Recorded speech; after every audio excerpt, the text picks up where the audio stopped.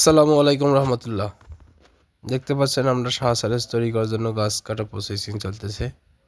ইতিমধ্যে গাছ কাটা থেকে শুরু করে প্যাকেজিং পর্যন্ত আমি তত্ত্বাবধান করি মোহাম্মদ রাসেল শাহ। এগুলো মূলত আমার খামারের জন্য আমি তৈরি করি। পাশাপাশি বিভিন্ন খামারি ভাইদেরকে আমরা